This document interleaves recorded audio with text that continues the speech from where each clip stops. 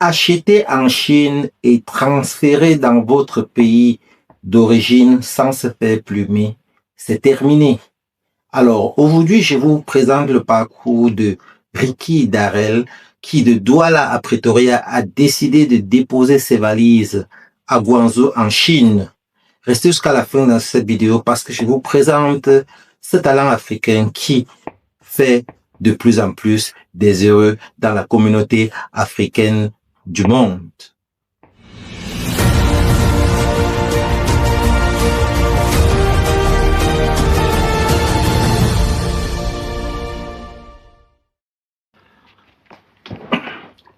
Bonjour à tous et bienvenue sur votre chaîne Réussite, la chaîne qui vous permet d'apprendre, d'entreprendre et de réussir.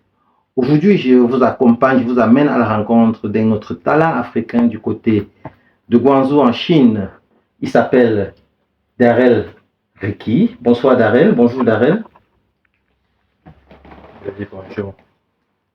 Bonjour, monsieur David. Voilà.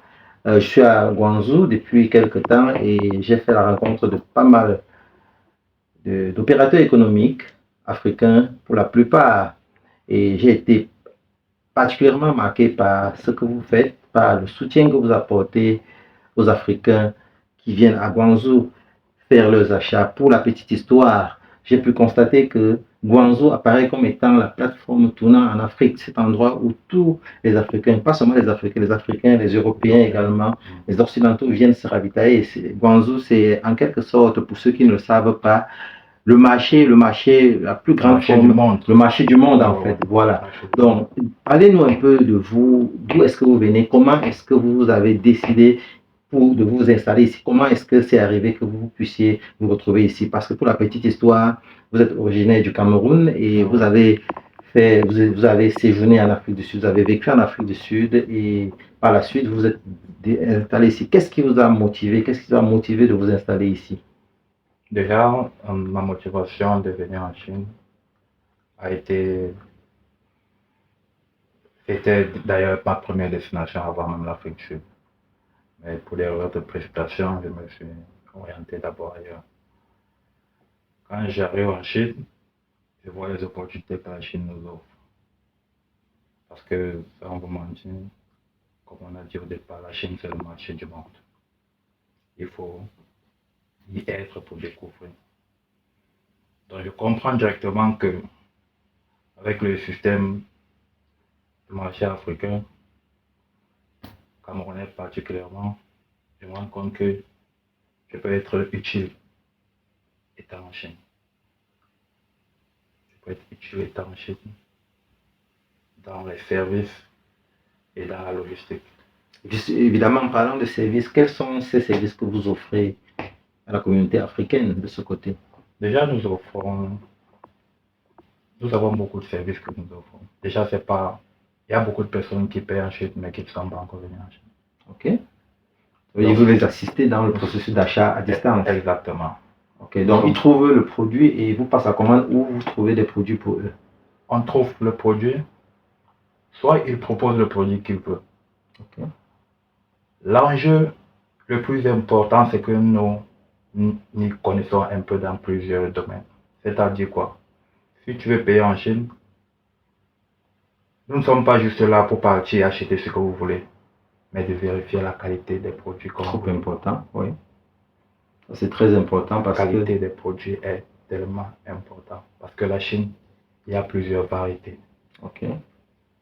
Il y a le high, semi-high et le low price. Ok.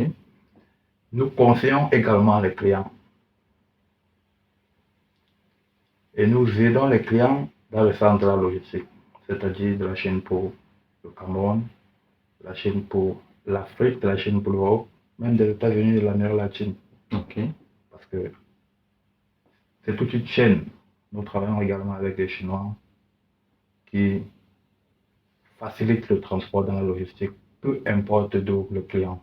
Ok. Ça veut dire que vous êtes en fait une centrale d'affaires. Justement. Centrale d'affaires pour faciliter les transactions, les transferts d'argent également, parce que pour acheter ici, il faut faire les transferts. Oui, les transferts d'argent également, nous avons une branche pour les transferts d'argent. Ok.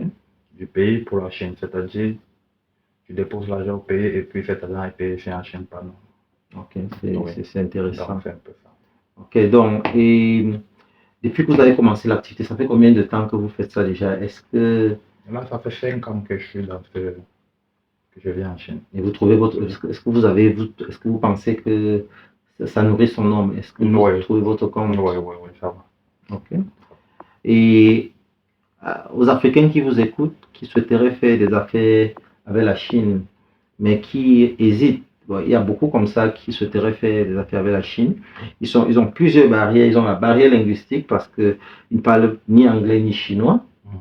Ils ne savent pas comment effectivement trouver les bons produits ou leur apporter cette assistance-là. Ils savent pas. Parce que je me suis rendu compte que l'économie chinoise est structurée selon les marchés. Donc, Oui. il faut vraiment connaître quels sont ces différents marchés Il faut connaître les différents marchés. Voilà. Ça veut dire que quoi? Si quelqu'un est en Afrique ou n'importe où dans le monde et il souhaite faire des achats ici, vous pouvez les assister dans l'achat, vous pouvez les aider à trouver le bon produit et à leur expédier cela. Bon, maintenant, s'il y en a qui souhaiteraient quand même faire le déplacement, ils aimeraient venir sur place, toucher du doigt, connaître les réalités, toucher du doigt les réalités, est-ce que vous leur apportez également une assistance dans Oui, on vous apporte une assistance déjà à partir de l'obtention de votre visa au niveau du Cameroun. Ok. Et une fois, on vous oriente jusqu'à la Chine et on vous assiste même dans la traduction. Les Chinois ont encore la barrière de la langue, donc nous vous aidons durant tout le processus. Ok. Ouais. Bon, maintenant, s'il faut vous recommander, qu'est-ce qui fait la différence entre vous et vos concurrents? Parce qu'il y a beaucoup, j'ai pu constater qu'il y a beaucoup d'entreprises logistiques dans la zone, beaucoup de centrales d'affaires basées ici dans les alentours de Guangzhou. Qu'est-ce qui vous permet de vous particulariser? Pourquoi est-ce que je te choisirais contrairement à d'autres concurrents? La raison pour laquelle tu peux même me choisir par rapport à d'autres personnes qui font ce que je fais, c'est d'abord la fiabilité. En ce qui concerne le cargo, le timing compte aussi énormément. Okay. Tu vois, les gens achètent des marchandises et ils ont des programmes sur ces marchandises, comme peut-être en Afrique. Il y a les périodes de fête, il y a les périodes d'exemple, il y a les périodes de Pâques. Okay. Donc, on joue beaucoup plus sur le timing. C'est-à-dire, voilà une raison pour laquelle je peux me faire confiance. Bon, maintenant, la difficulté que nous avons parfois, généralement, n'est pas en Chine. C'est plutôt au niveau du Cameroun. Cameroun ou de d'autres pays. Vous avez mentionné tout à l'heure le visa, vous avez mentionné, bon, particulièrement parce que vous êtes du Cameroun, ça veut dire que là vous avez plus de facilité dans les démarches peut-être de visa. Oui. Oui, bon, maintenant vous mentionnez également des difficultés hors de la Chine.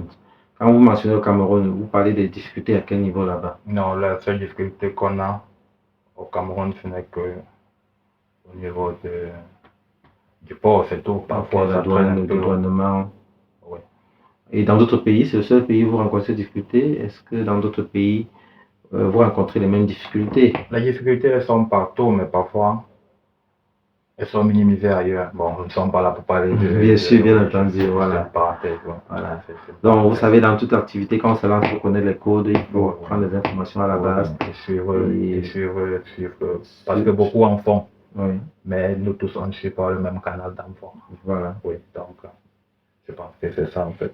Donc, et quand il s'agit des envois, il y a des envois par cargo aérien, cargo aérien, cargo maritime, vous faites les deux segments? Nous faisons les deux. Nous envoyons par air, nous envoyons par voie maritime. Ok, merci Ricky. Nous allons prendre une petite pause, le temps de voir ce que... Une petite vidéo, une petite balade pour voir ce que vous faites au quotidien. Nous sommes dans nos locaux. Et nous revenons de l'autre côté. Nous allons revenir de l'autre côté pour vous parler d'autres choses, de la vie en Chine, de la vie des Africains en Chine, parce que c'est également intéressant de savoir quels sont les codes ici, comment est-ce que les choses se passent de ce côté.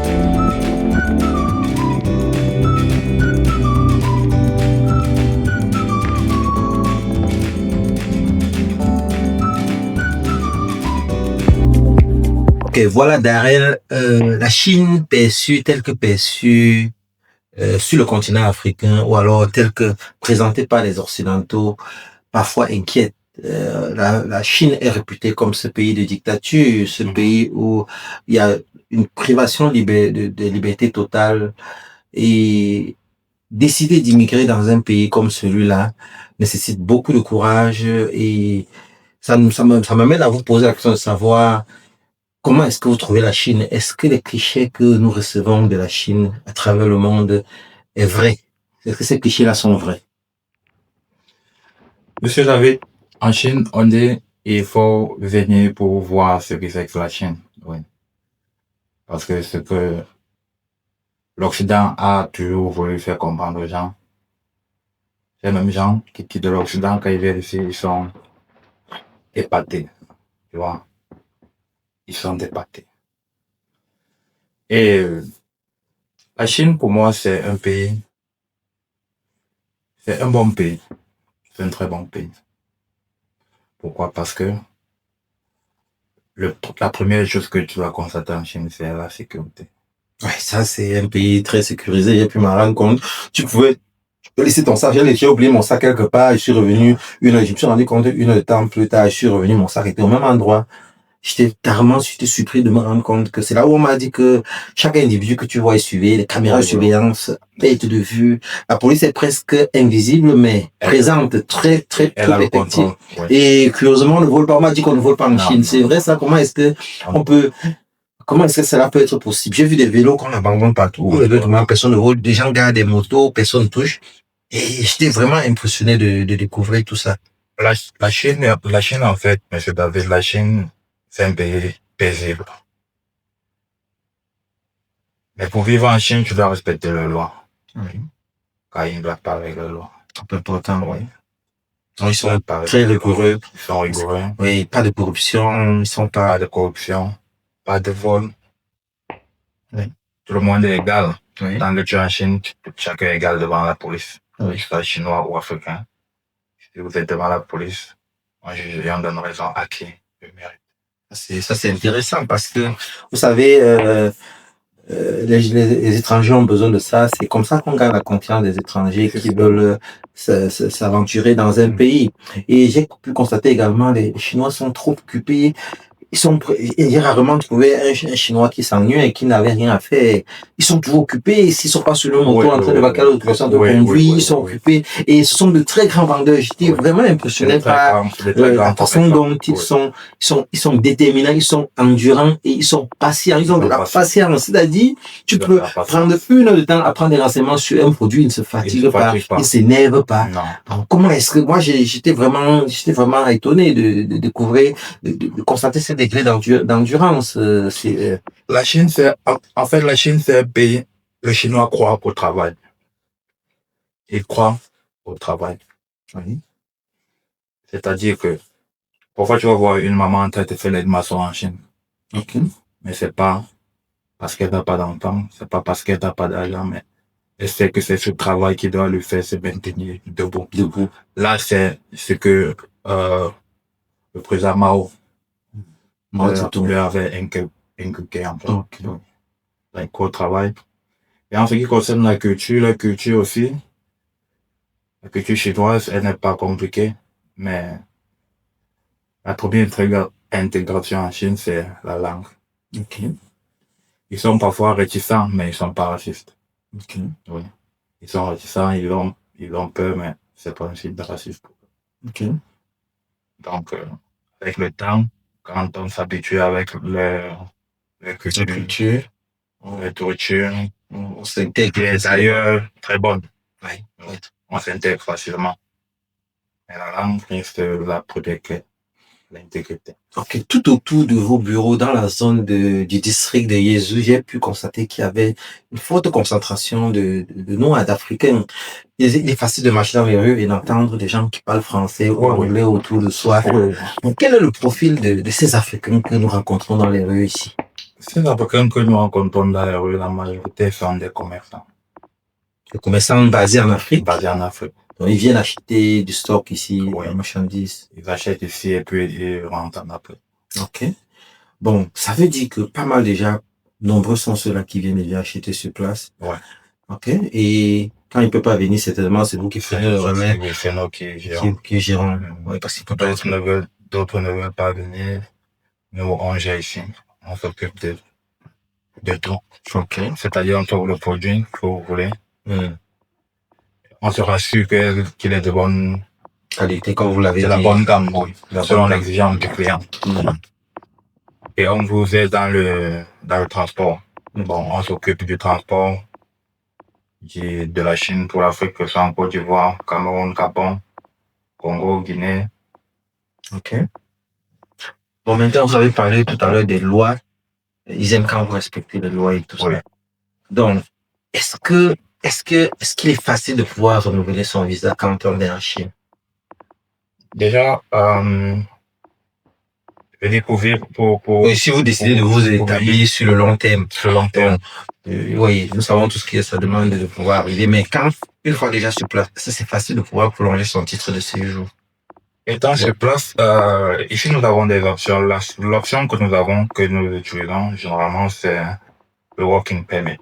Oui. C'est-à-dire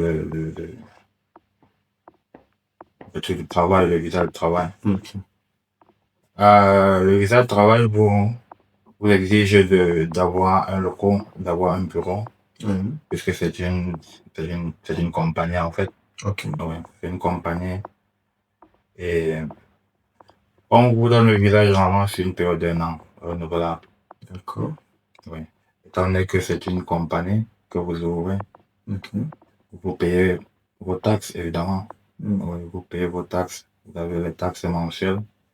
Et vous pouvez aussi ajouter aussi votre épouse ou vos enfants, si vous le souhaitez. Ok. C'est assez intéressant. Voilà, vous avez parlé tout de suite, je vous ai posé la question par rapport au profil des Africains que nous rencontrons ici. Donc, vous avez mentionné ceux qui viennent faire les achats et repartent. Bon, maintenant, s'agissant des Africains qui sont basés, qui sont établis ici, oui, vous avez dit, vous faites déjà vous avez une centrale d'affaires, vous aidez les Africains dans l'achat de leurs produits et vous les aidez dans l'expédition. En dehors de ça comme activité, parce que je me rends compte que dans cet environnement particulièrement, c'est une des activités les plus développées. Voilà. Dans un cas général, qu'est-ce que d'autres Africains résidant permanemment ici font comme activité? En ce qui concerne les résidents ici, je pense que notre activité, c'est la première. Il y a la logistique et la centrale d'achat, prestation de services. Oui. Parce que tout ce dont le monde a besoin de la Chine, c'est du commerce pour l'utilisation personnelle. Mais sur le marché du monde, beaucoup viennent. Déjà, ils sont tellement nombreux. C'est vrai aussi, il y a d'autres. Vous avez aussi la possibilité de trouver un travail en Chine, qui est d'ailleurs presque le seul et bon travail qu'on peut avoir en Chine. C'est l'enseignement. C'est l'enseignement. Oui. C'est l'enseignement parce que le Chinois, il s'est rendu compte qu'il doit savoir parler anglais afin de communiquer avec le monde. Quand je veux dire enseignement, c'est l'anglais uniquement. Ok. Oui. Donc, pour avoir un bon profil, c'est un très bon boulot déjà. Okay. Pour les méritants. Oui, un bon boulot pour les méritants. J'ai aussi constaté qu'il y a beaucoup d'étudiants ici. Il y a beaucoup d'étudiants, une forte communauté africaine qui étudie ici. Et les week-ends, j'ai eu l'impression que, parce que j'ai rencontré beaucoup là dans ce week-end, j'ai l'impression qu'ils viennent faire du business ici le week-end. Oui, il y a beaucoup. Ils ont du temps libre. Il y a beaucoup d'étudiants en Chine, mais ils sont plutôt dans les provinces. Okay. Donc, quand ils ont un peu de temps, ils viennent à Guangzhou, ici à Guangzhou, où nous sommes d'ailleurs, afin de faire certaines petites commissions. Faire des transactions, des commissions pour leur pays, oui, donc. Ok, donc c'est une autre très bonne façon de gagner sa vie. Bon, voilà, et parlons un peu de relations matrimoniales, parlons un peu d'interaction raciale. Est-ce qu'il y a vraiment ce mixage racial au niveau des couples? Est-ce que les relations des couples, nous avons vu régulièrement en Europe et tout ça, les Africains qui se mettent avec des Européens et vice-versa, est-ce que c'est le cas en Chine? Déjà, c'est pas pareil, le pourcentage n'est pas, selon les statistiques, c'est pas pareil comme en Europe. Parce que le chinois a toujours été un peu conservateur. Oui, ils aiment être entre eux. Mais il y en a aussi qui ont fini par, comme on dit souvent, par goûter l'homme noir. Ouais. Ils ont goûté, elles sont calées. Ils sont calés, ouais. Mais toujours est-il, quand une chinoise goûte un homme noir, elle ne pourra plus jamais repartir avec son frère chinois. Oui.